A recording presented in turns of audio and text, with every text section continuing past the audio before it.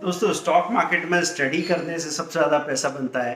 तो जितने बड़े बड़े इन्वेस्टर ट्रेडर है वो 8-8 10-10 घंटे स्टडी करते रहते हैं। लेकिन आपके दिमाग में बात आती होगी कि भाई क्या स्टडी करें। तो ये मैं बताने वाला हूँ आपको सबसे अच्छा और प्यारा सा तरीका कि आपके लिए बड़ा आसान सा हो जाएगा ये इनसाइड आउट अप्रोच। तो इसके लिए मैं बात करता हूँ, लेकिन आपने चैनल को सब्सक्राइब कर लिया होगा, लाइक शेयर कमेंट और इंस्टाग्राम के हैंडल को आप ज्वाइन कर लीजिए। और हमने जो लिंक दे रखी है उससे आप फ्री ऑफ कॉस्ट अकाउंट खोल के हमारे साथ काम कर सकते हैं। हम आपको सिखाने पे सबसे ज़्यादा ध्यान देते हैं। तो दोस्तों कैसे स्टडी करेंगे स्टॉक मार्केट की कि आप भी बने 100 करोड़ 500 करोड़ 1000 करोड़ के मालिक। और शुरुआत कैसे हो, क्योंकि आप स्टडी करने के लिए जाते हैं तो पहले तो लोगों को लगता है कि जो स्क्रीन चल रही है उसको घुरते रहने से उसको स्टडी कहते हैं। शायद कुछ लोग वहाँ टीवी चैनल चला लेते हैं, बिजनेस चैनल चल रहा है और लगातार उसमें बातें हो रही है, बोले यही स्टडी होगी और यही इनफ है।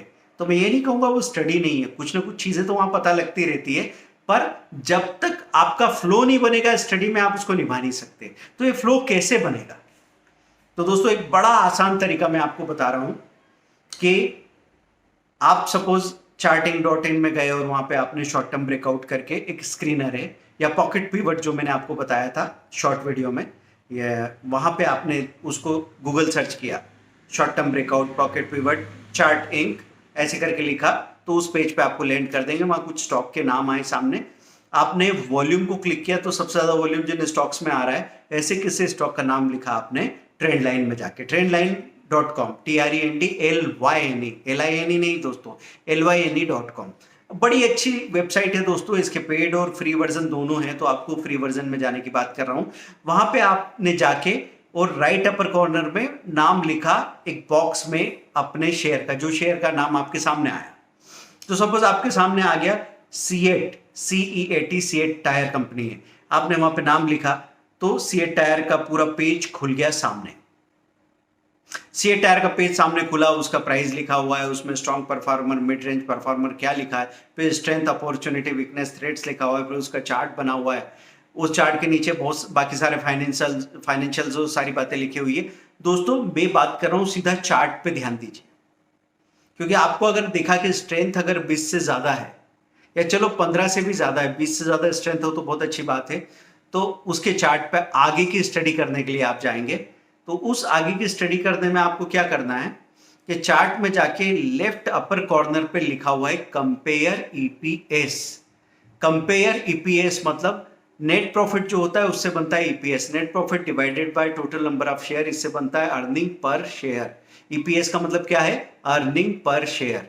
तो कंपेयर ईपीएस में जब आप जाएंगे तो अगर सीएट टायर लिखा हुआ है तो इसी सेक्टर की बाकी जो कंपनीज के नाम है वो आपको सामने दिखने लगेंगे, आप उसके साथ कंपैरिजन करेंगे या फिर आप निफ्टी के साथ कंपैरिजन करेंगे। निफ्टी को टिक मत करना, आप वहां पे एमआरएफ टायर लिखा हुआ है या फिर दूसरे जो भी टायर की कंपनीज है वो सारी लिखी हुई है, वो वहां पे आपको नजर आने लग जाएगी, है ना।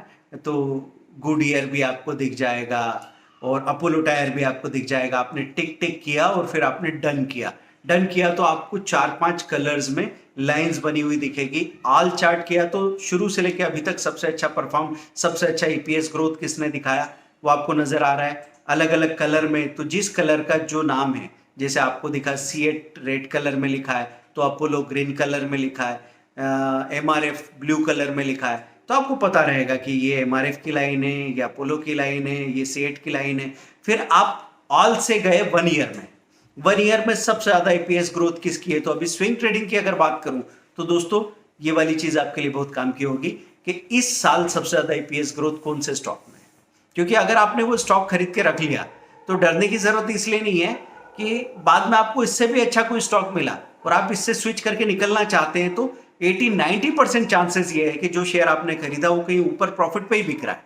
तो आपने लिया था कोई शेयर सपोज 3000 रुपए में और अभी वो चल रहा है 3200, तो कोई बात नहीं, आपने इसको बेचा और दूसरा जो उससे भी अच्छा ऑप्शन आपके सामने आया था, किस सेक्टर का कौन सा स्टॉक है वो तो आप देखेंगे, लेकिन आप वहां पे अपनी पोजीशन बना सकते हैं। तो एक बात क्या हो गई, आप एक टायर कंपनी में गए और आपने बाकी सारी टायर कंपनीज कौन सी ये पता लग गया, वो टायर कंपनीज इसके कंपैरिजन में कैसी ये पता लग गया।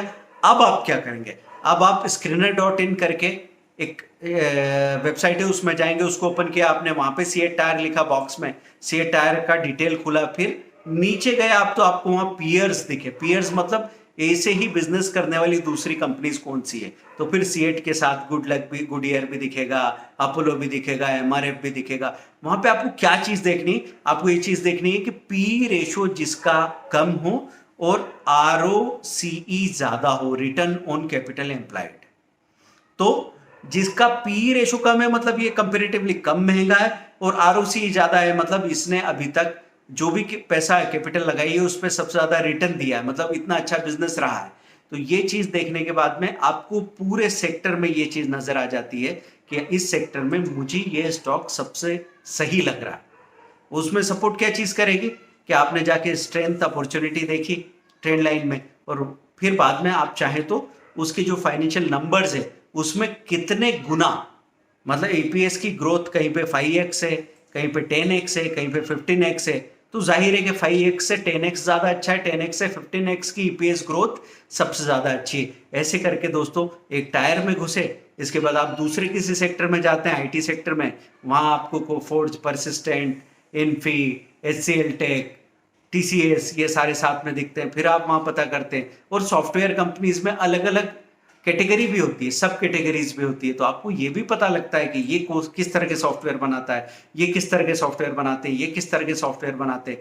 ऑटो पार्ट्स में आप जाते हैं तो ये किस तरह के हेवी कमर्शियल व्हीकल बनाते हैं, ये लाइट कमर्शियल व्हीकल बनाते हैं, ये टू व्हीलर बनाते हैं, ये थ्री व्हीलर बनाते हैं, कोई लैंप्स बनाता है, एंसिलरीज में पार्ट्स में जाता है, कोई कन्वेयर बेल्ट बनाता है, कोई सीट्स बनाता है।